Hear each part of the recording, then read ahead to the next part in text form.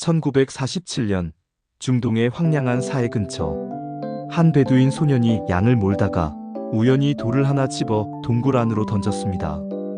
쨍그랑! 돌은 무언가 단단한 항아리를 부쉈고 그 안에는 오래된 가죽 두루마리들이 있었습니다. 소년은 그것이 뭔지도 모르고 시장에 팔았죠.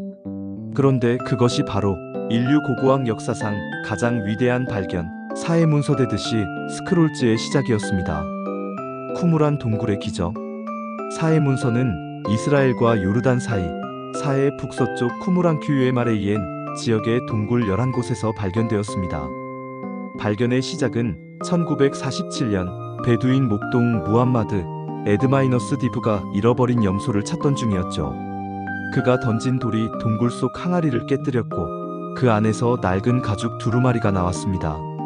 이후 고고학자들이 조사한 결과 그 주변의 여러 동굴에서도 수천 조각의 두루마리와 파피루스가 발견되었습니다. 그 수는 무려 약 900여 권, 성경, 외경, 공동체 규칙서, 찬송문, 묵시록 등 다양한 유대교 문서들이었죠. 세계를 뒤흔든 발견. 이 발견은 전 세계 학계에 충격을 주었습니다.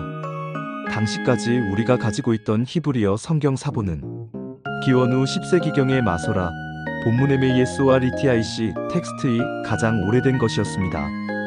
그런데 사해 문서는 그보다 무려 1000년 이상 앞선 사본이었어요. 기원전 3세기에서 기원 후 1세기, 즉 예수님 시대 이전의 성경이 실제로 발견된 것입니다. 고고학자와 신학자들은 외쳤죠. 이건 마치 성경의 타임캡슐을 발견한 것이다. 사해 문서라는 이름의 의미. 되듯이 스크롤즈. 직역하면 사해의 두루마리. 하지만 단순히 장소를 가리키는 이름이 아닙니다. 이 문서들은 2000년 동안 사해의 건조한 공기 속에서 보존되어 왔습니다. 사해는 지구에서 가장 낮은 지역으로 습도는 거의 0%에 가깝습니다. 그 극도의 건조함 덕분에 두루마리들은 썩지 않고 오늘날까지 남아 있었던 것이죠. 누가 이 문서를 남겼을까? 학자들은 대부분의 사해 문서가 SNFISSENES라는 유대교 종파에 의해 보존된 것으로 봅니다. 그들은 바리새인, 사두개인과는 달리 세상의 타락을 떠나 광야로 들어간 사람들입니다. 당시 예루살렘 성전이 부패했다고 판단했고 거룩한 공동체를 만들기 위해 사막에 정착했죠. 쿠무라는 그들의 생활 본거지였습니다. 그들은 경건한 삶, 금욕, 정결, 말씀 암송을 중요시했습니다. 또한 매일 정해진 시간에 율법 낭독과 공동체 식사를 하며 살았습니다. 그들의 성경 사랑. 쿠무란 공동체는 성경을 문자 그대로 믿고 연구했습니다. 그들은 성경 사본을 필사하며 잘못된 철자를 발견하면 즉시 버리고 새로 썼습니다. 그들은 말했습니다. 율법은 우리의 빛이며 말씀은 영혼의 양식이다.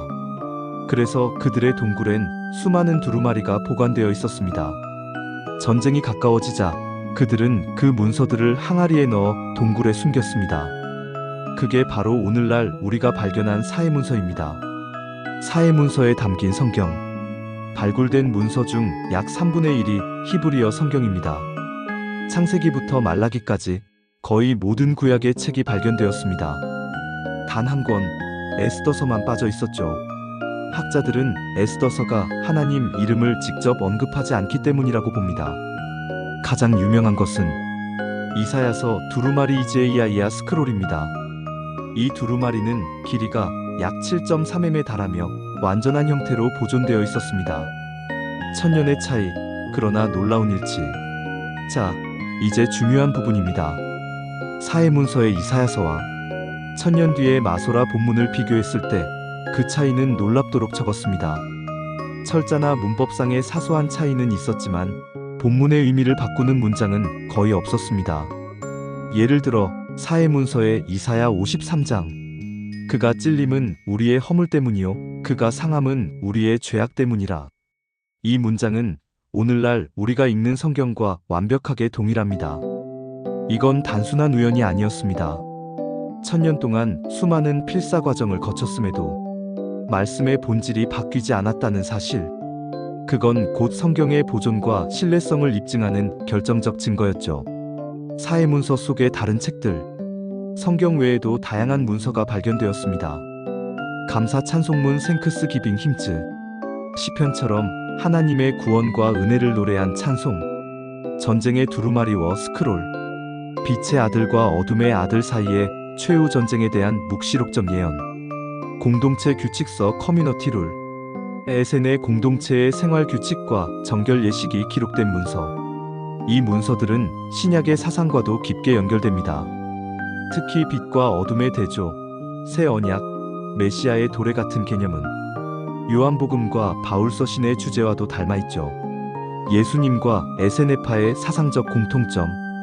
에세네파는 예수님과 직접적인 관련이 있는지는 확실하지 않지만 그들의 사상은 신약과 흥미로운 평행을 이룹니다. 그들도 회개와 새 언약을 강조했고 빛과 어둠의 싸움을 말했습니다. 요한복음 1장은 이렇게 말하죠. 빛이 어둠에 빛이 돼 어둠이 깨닫지 못하더라. 이 표현은 에센의 문서의 언어와 매우 유사합니다. 또한 세례 요한 역시 광야에 외치는 자의 소리로 불렸죠. 그의 사역지는 사해 근처였고 그의 금욕적 삶은 에센의 공동체의 특징과 비슷했습니다. 물론 요한은 그들보다 더 직접적이었고 메시아 예수를 선포했지만 분명히 광야 신앙의 흐름 속에 있었다고 볼 수 있습니다. 신약과 구약의 다리. 사해문서는 신약과 구약 사이, 즉 침묵의 400년의 공백을 메워줍니다. 구약의 마지막 말라기 이후부터 예수님이 오시기 전까지의 종교적 분위기, 유대인의 신앙 형태, 메시아 사상, 율법 해석 방식, 이 모든 것을 사해문서가 보여줍니다. 덕분에 우리는 신약의 시대를 더 구체적이고 생생하게 이해할 수 있게 되었죠. 성경은 변하지 않았다. 사해문서가 발견되기 전 일부 학자들은 이렇게 주장했습니다. 성경은 수백 년 동안 필사되면서 왜곡되었을 것이다. 하지만 사해문서는 그 의심을 단숨에 무너뜨렸습니다. 천년의 간극에도 불구하고 본문이 거의 동일했기 때문이죠. 이는 성경이 얼마나 정확히 보존되었는지, 하나님의 섭리 속에 어떻게 지켜졌는지를 보여줍니다. 필사 전통의 철저함. 유대인 서기관들은 성경을 필사할 때 상상을 초월할 정도로 철저했습니다.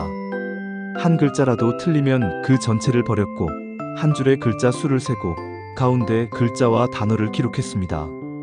여호와라는 이름을 쓸 때는 목욕을 하고 새 펜으로 썼습니다. 그렇게 복사된 말씀은 세대를 넘어 동일한 형태로 전달된 것입니다.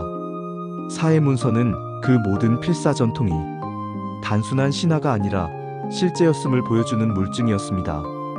하나님이 보존하신 말씀. 사해문서의 보존 상태는 놀라울 정도였습니다. 사해 근처의 염기성 공기, 건조한 기후, 항아리와 천으로 쌓인 보관 방식. 마치 하나님께서 말씀을 위해 완벽한 금고를 준비해 두신 듯 했습니다. 그 말씀은 2000년 동안 모래 속에 묻혀 있었지만 결국 때가 되어 세상으로 드러났습니다. 고고학의 승리. 사해문서는 고고학과 신학의 경계를 허물었습니다. 과학적 발굴, 탄소연대 측정, 언어학, 문서학 분석까지 모두 성경의 역사성을 입증하는 도구로 사용되었습니다.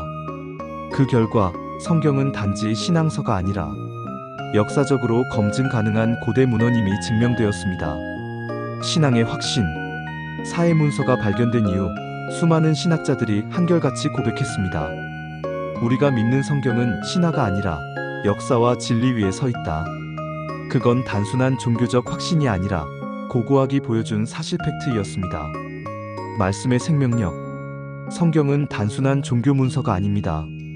그건 살아있는 말씀입니다. 히브리서 4장은 이렇게 말합니다. 하나님의 말씀은 살아있고 활력이 있어.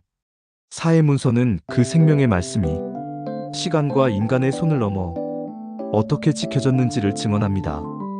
진리의 불변성. 2000년 전 사막의 항아리 속에서 하나님은 이미 우리에게 말씀하셨습니다. 하늘과 땅은 없어질지언정 내 말은 없어지지 아니하리라. 세상은 변하지만 그분의 말씀은 변하지 않습니다. 신앙의 결론. 사해문서는 신학을 넘어 하나님께서 역사를 주관하신다는 증거입니다. 인간이 숨긴 그 두루마리를 2000년 후 우리가 발견하게 된 것도 우연이 아닙니다. 하나님은 언제나 그분의 때에 그분의 방법으로 말씀을 드러내십니다. 사해문서는 단순한 고고학적 유물이 아닙니다. 그건 하나님의 약속이 담긴 타임캡슐입니다. 인간의 교만은 제국을 세우지만 하나님의 말씀은 세기를 넘어 남습니다. 쿠물 안의 모래 속에 묻혀있던 그 두루마리들이 이제 우리의 손에 쥐어져 있습니다. 그건 우리에게 이렇게 말하죠. 하나님은 침묵하지 않으신다. 그분의 말씀은 살아있다. 사해문서는 결국 이렇게 우리에게 속삭입니다. 말씀은 사라지지 않는다. 말씀은 오늘도 살아 역사한다. 오늘도 함께 해주셔서 감사합니다. 궁금한 성경 속 인물이 있으시면 댓글로 남겨주세요. 구독과 좋아요로 하나님 말씀 함께해요.